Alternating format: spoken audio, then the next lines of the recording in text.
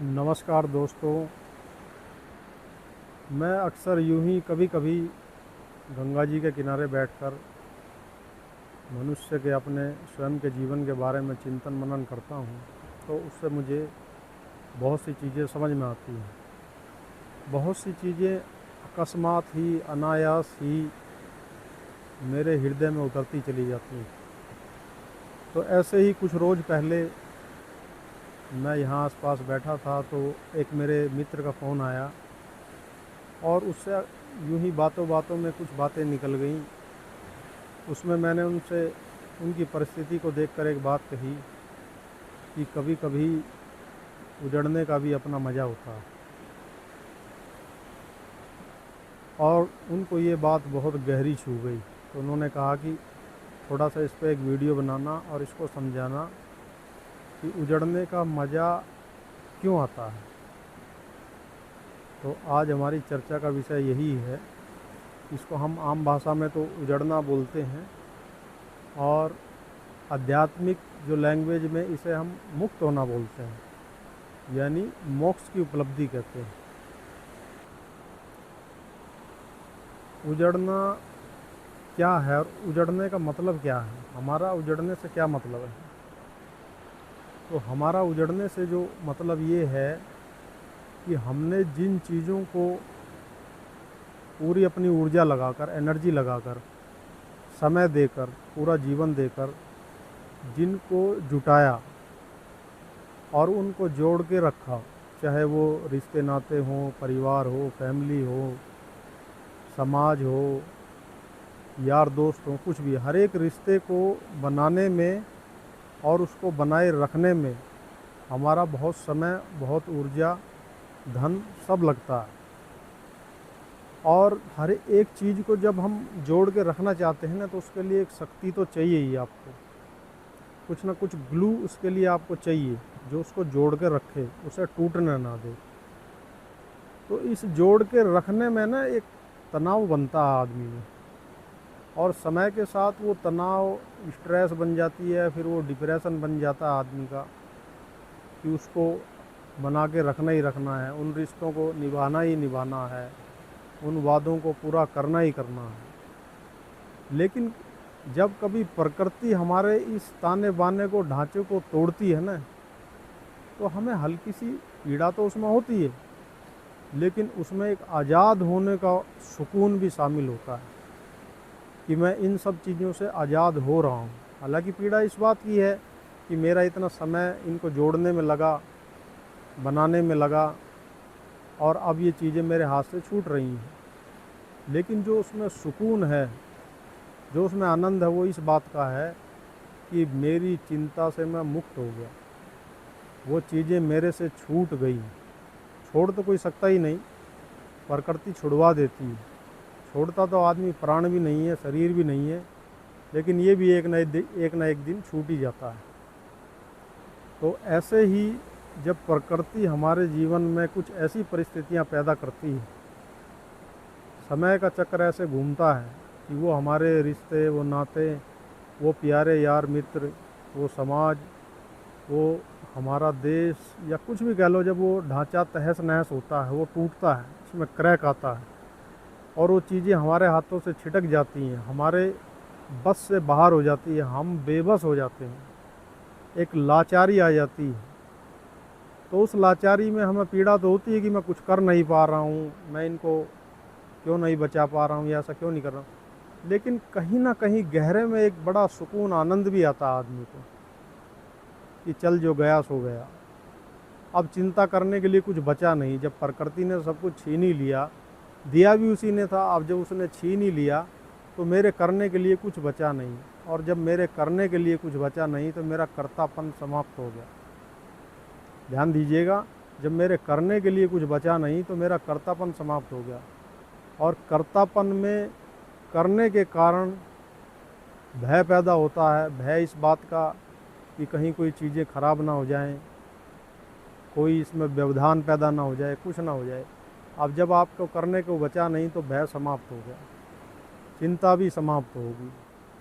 और जब वो कुछ है ही नहीं कुछ करने के लिए आपका, आपका वहाँ पे कोई प्रयत्न काम ही नहीं कर रहा है, कुछ कर ही नहीं सकते, ये चीज़ आपकी गहरी समझ में उतर गई, तो फिर उनसे आपका मोह भी टूट गया, फिर वहाँ पे मोह भी आपका समाप्त हो गया। तो इस प्रकार से आपका मोह गिर गया, लोभ गिर गया, लालच गिर गया, भय गिर गया, सारी आसक्ति आपकी गिर गई।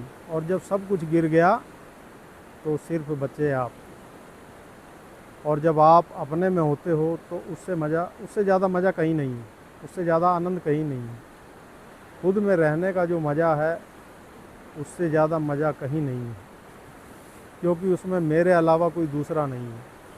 उस चीज़ को मेरी कोई बांट नहीं सकता है, वहाँ किसी की हिस्सेदारी नहीं है, वहाँ सिर्फ मैं ही हूँ और मेरी व्यापकता है। मैं और मेरा अकेलापन, मैं और मेरा खालीपन, उसको कोई शेयर नहीं कर सकता है, किसी के साथ शेयर किया भी नहीं जा सकता है, कोई उसको हमसे छीन भी नहीं सकता है। तो इसीलिए वह हमारी एक अमूल्य चीज़ है और हमारी सबसे कॉन्शियसनेस की एक प्रकार से ये कहिए वो सबसे गहरी एक हमारी जो स्थिति है वह वही है हमारा अकेलापन, हमारा खालीपन। उस खालीपन का अपना जो आनंद है उसको शब्दों में तो बयान नहीं किया जा सकता, लेकिन थोड़ा सा आपको ऐसे ही बता देता हूँ कि कभी आप घर में भी जब पुरानी चीज़ों को बाहर फेंकते हैं, जो चीज़ें आपकी उपयोग की नहीं हैं उन चीज़ों को आप घर से बाहर निकाल देते हैं या किसी को कुछ पैसे में दे देते हैं या फ्री में भी दे देते हैं, तो घर के अंदर आपके एक फिजिकल स्पेस क्रिएट हो गया, वो जगह उतनी खाली होगी। उस एम्प्टी जगह को देख के भी आपको खुशी मिलती है। क्यों खुशी मिलती है? क्योंकि जो फिजिकल स्पेस क्रिएट हुआ है उसके रीजन से आपको साइकोलॉजिकल एक स्पेस भी अंदर मिल गया है, यानी जो बाहर है भरा हुआ है वही आपके अंदर भी भरा हुआ है। तो जब बाहर से वो चीज़ समाप्त होगी तो आपके अंदर से भी समाप्त हो जाएगी। तो अंदर आपको जो वो एम्प्टीनेस की जो फीलिंग आपको आती है, वो एम्प्टीनेस की फीलिंग आपको इसीलिए आती है क्योंकि अंदर एक जो आपका खालीपन है वह उन वस्तुओं के जाने से उभर के बाहर आ गया है, यानी आपके अंदर एक स्पेस आप महसूस कर रहे हैं। और इतनी चीज़ों के भरने से जो तनाव हो गया था, जो जगह नहीं बची थी नई चीज़ों के लिए, उससे जो घुटन पैदा हो रही थी, उस घुटन से आपको मुक्ति मिल गई। और ये एम्प्टीनेस की फीलिंग आपको तभी आएगी जब आप व्यक्ति से व्यापक हो जाएंगे, जब आप अपनी इंडिविजुअलिटी से मुक्त हो जाएंगे और इन्फिनाइट के साथ कनेक्ट हो जाएंगे, अनंत के साथ आप कनेक्ट हो जाएंगे। जब बूंद समुद्र से मिल जाएगी तभी उस विराटता का दर्शन होगा। उससे पहले भी सभी को जीवन में यदा कदा थोड़ी बहुत झलक मिलती रहती है और उस झलक का अपना आनंद है। और वह झलक हमें इसी संसार में संसारिक कार्यों को करते हुए भी मिलती है, तभी तो हमारी उनमें इतनी मोह और आसक्ति है, तभी तो हम उनको बार बार करते हैं। लेकिन बात यह है कि सारा जो दुख है वो हमारी अज्ञानता का है। जो चीज़ें, जो आनंद हमारे अंदर है उसे हम बाहर खोज रहे हैं, उसे हम दुनियादारी में खोज रहे हैं। और दुनियादारी में भी वो आनंद तभी मिलता है जब किसी चीज़ की प्राप्ति आपको हो गई जिसकी लंबे समय से आपको तलाश थी, जिसके लिए लंबे समय से आप बेचैन थे। जब वो चीज़ आपको मिल गई तो आपका मन खुद में ही ठहर जाता है।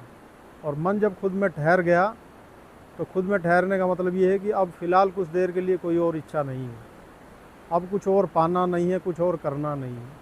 तो ये थोड़े टाइम के लिए जो आपके अंदर अकर्तापन आता है, कुछ ना करने का भाव पैदा होता है, सभी चिंता आपकी गिरती हैं, समाप्त होती है कुछ देर के लिए, तो वहीं आपको फिर वो आनंद आ जाता है। और उसी आनंद के चक्कर में सभी लोग लगे हुए हैं, लेकिन उस आनंद को गलत जगह पर ढूंढ रहे हैं।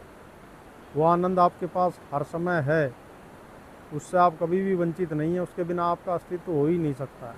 तो दोस्तों, इसीलिए मैं कहता हूँ कि कभी कभी जो जीने में जो कभी कभी मज़ा मिटने का आता है, जीने में जो कभी कभी मज़ा मिटने का आता है, वही आनंद कभी कभी उजड़ने का भी आता है। और वही आनंद कभी कभी कुछ ना होने का भी आता है।